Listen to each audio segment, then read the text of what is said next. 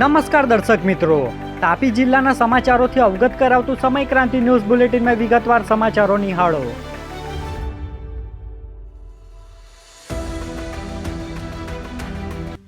સોંગઢ પોલીસે સાયબર ઠગને ઝડપી પાડ્યો. લોન અપાવવાના બહાને રૂપિયા 32,300ની છેતરપિંડી કરી હતી. સોંગઢ પોલીસે લોન અપાવવાની લાલચ આપી ફરિયાદી પાસેથી રૂપિયા 32,300 પડાવી લઈ છેતરપિંડી કરનાર સાયબર ઠગને ઝડપી પાડ્યો છે.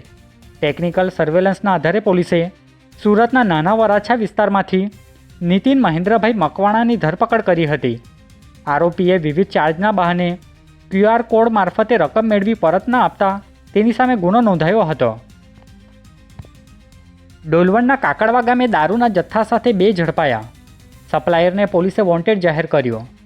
ડોલવણ પોલીસે કાકડવા ગામે દરોડા દરમિયાન ઘરેથી વિદેશી દારૂની 162 બોટલ કબજે કરી રૂપિયા 34,000થી વધુનો મુદ્દામાલ જપ્ત કર્યો હતો.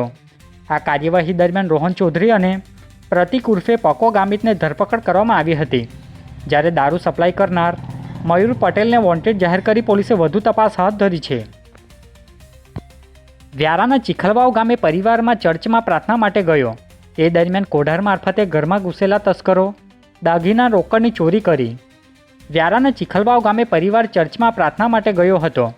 તે દરમિયાન અજાણ્યા તસ્કરોએ ઘરના કોઢારના માઘે મારફતે પ્રવેશ કરી કબાડમાંથી સોના ચાંદીના દાગીના તથા રોકડ રકમ મળી કુલ્લે રૂપિયા 34,700ની ચોરી કરી ફરાર થઈ ગયા હતા. બનાવ અંગે ઝાલુબેનની ફરિયાદના આધારે પોલીસે ગુનો નોંધી તસ્કરોને ઝડપી પાડવા વધુ તપાસ હાથ ધરી છે.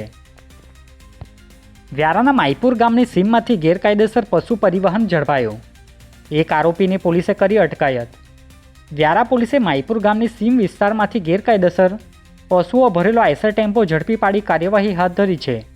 પોલીસે પશુઓ અને વાહન સહિત રૂપિયા 9.35 લાખથી વધુનો મુદ્દામાલ કબજે કર્યો હતો. આ મામલે સમીર પટેલ નામના એક આરોપીને ધરપકડ કરવામાં આવી છે, જ્યારે અન્ય 2 આરોપીને વોન્ટેડ જાહેર કરી તેમની શોધખોળ શરૂ કરવામાં આવી છે. સોંગઢના વાજરડા ગામે બારીની નેટ ખોલી ઘરમાં ઘૂસેલા તસ્કરો દાગીના અને રોકડની ચોરી કરી.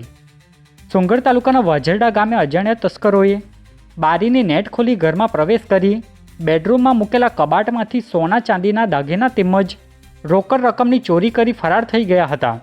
ચોરીમાં કુલ રૂપિયા 64,500ની માલમત્તા તસ્કરો ઉઠાવી ગયા હોવાનું સામે આવ્યું છે. બનાવ અંગે શૈલેષભાઈ ગોહિલની ફરિયાદના આધારે પોલીસે ગુનો નોંધી તસ્કરોને ઝડપી પાડવા વધુ તપાસ હાથ ધરી છે. વાલોડના ગોરદા ગામે જનકલ્યાણ શિબિર યોજનાઓની માહિતી સાથે વૃક્ષારોપણ કરાયું. વાલોડ તાલુકાના ગોરદા ગામે જનકલ્યાણ શિબિર યોજાઈ હતી.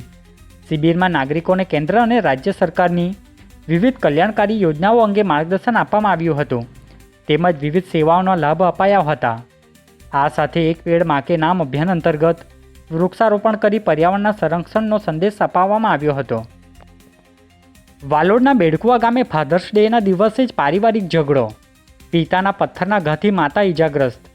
વાલોડ તાલુકાના બેડકુવા ગામે ફાધર્સ ડેના દિવસે જમવા બાબતે થયેલા મન દુઃખના કારણે પારિવારિક ઝઘડો સર્જાયો હતો. પિતા કાંતિલાલ ચૌધરી પોતાના પુત્ર રોશનકુમાર ચૌધરીને પથ્થર મારવા જતા પથ્થર પત્ની શકુંતલાબેન ચૌધરીને વાગતા તેઓ ઇજાગ્રસ્ત થયા હતા. બનાવ અંગે પુત્ર રોશનકુમાર ચૌધરીની ફરિયાદના આધારે પોલીસે કાંતિલાલ ચૌધરી સામે ગુનો નોંધી વધુ તપાસ હાથ ધરી છે. વ્યારામાં યોગ દિવસની ઉજવણી. રાજ્યના મંત્રી જયરામભાઈ ગામિત રહ્યા ઉપસ્થિત. વ્યારાની દક્ષિણાપથ વિદ્યાલય ખાતે 12મા આંતરરાષ્ટ્રીય યોગ દિવસની ઉજવણી કરવામાં આવી હતી. રાજ્યમંત્રી ડૉક્ટર જયરામભાઈ ગામિતે યોગને સ્વસ્થ અને તણાવમુક્ત જીવન માટે જરૂરી ગણાવી તેને રોજિંદા જીવનમાં અપનાવવાનો સંદેશ આપ્યો હતો. કાર્યક્રમમાં યોગ શિક્ષકો દ્વારા યોગાભ્યાસ કરાવવામાં આવ્યો હતો અને મોટી સંખ્યામાં નાગરિકો, વિદ્યાર્થીઓ તથા મહિલાઓ જોડાયા હતા. આજે બુલેટિનમાં બસ આટલું જ. અને સમય ક્રાંતિ ન્યૂઝ ચેનલને લાઇક, શેર, કોમેન્ટ્સ અને સબસ્ક્રાઇબ અવશ્ય કરી લેશો, જેથી કરી તમને તાપી જિલ્લાના સમાચારોની અપડેટ મળતી રહે. અને મને રજા આપશો. આભાર. જય હિન્દ, જય ભારત.